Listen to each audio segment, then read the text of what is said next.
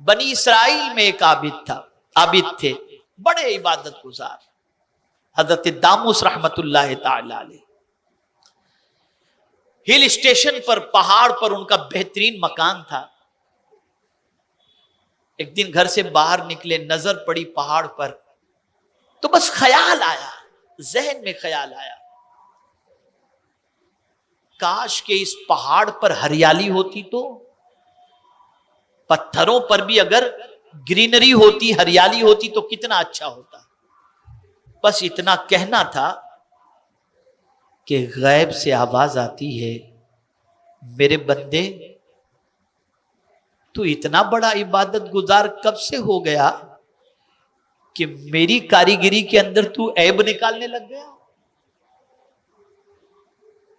میری کاریگری کے اندر، اور تو کہتا ہے پتھر پر اگر ہریالی ہوتی تو کتنا اچھا ہوتا۔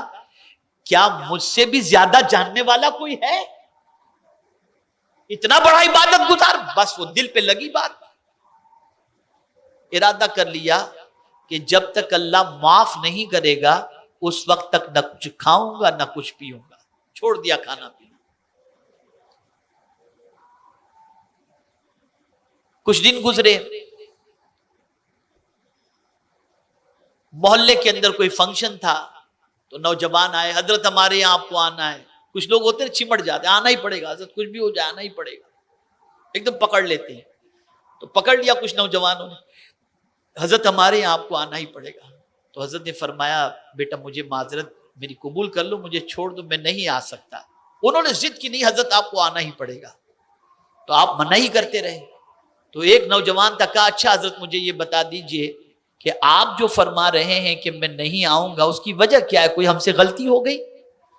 تو آپ نے اس نوجوان سے فرمایا غلطی تو نہیں ہوئی، معاملہ بس صرف اتنا ہے کہ میں نے اپنی زبان سے اس قسم کی بات کہہ دی تھی جس سے میرے مولا نے مجھے تنبیہ فرمائی، تو میں نے اپنے مولا سے معافی کے پروانے کے حصول کے لیے کھانا پینا چھوڑ دیا تاکہ مولا مجھے معاف فرما دے۔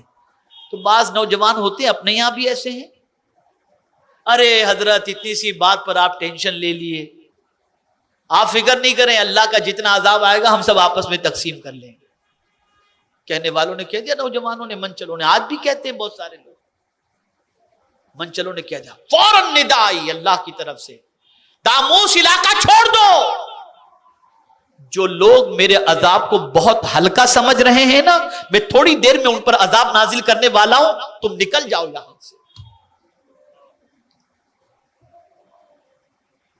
اے رسول اعظم صلی اللہ تعالی علیہ وسلم کے دیوانوں، یہاں سے یہ بات سمجھ میں آئی، فعل الحکیم لا یخلو عن الحکمہ، وہ بارش نازل بھی کرتا ہے تو اس کی حکمت ہے، وہ روکتا ہے تو بھی اس کی حکمت ہے، وہ دیتا ہے تو بھی اس کی حکمت ہے، وہ روکتا ہے تو بھی اس کی حکمت ہے۔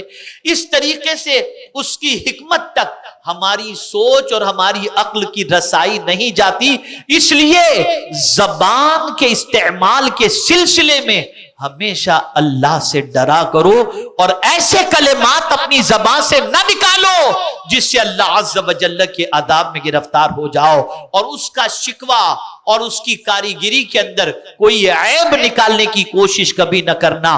وہ جو کرتا ہے بہتر کرتا ہے۔ اب آپ سوچیں، امام حسین رضی اللہ تعالیٰ عنہ نے کربلا میں جان دے دی، کربلا میں جان دے دی، بچے شہید ان کے ہو گئے، قربانی دی انہوں نے۔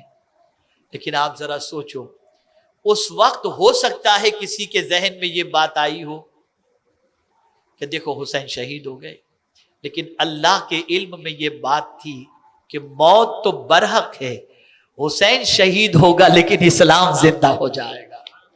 آج اگر ہم داڑھی رکھے ہوئے ہیں، مسجدوں سے اذان کی آواز آ رہی ہے، شراب کو آدمی حرام سمجھ رہا ہے، نماز قضا کرنے کو برا سمجھ رہا ہے، تو یہ صدقہ ہے امام حسین رضی اللہ تعالیٰ، یہ صدقہ ہے امام علی مقام۔ تو اے رسول اعظم صلی اللہ تعالی علیہ وسلم کے دیوانوں، اللہ کو رب مان کر اس پر قائم رہو، اللہ غیب سے اپنے فرشتوں کو نازل فرمائے گا جو ہمیں تسلی موت کے وقت، قبر کے اندر اور میدان محشر کے سلسلے میں عطا کریں گے۔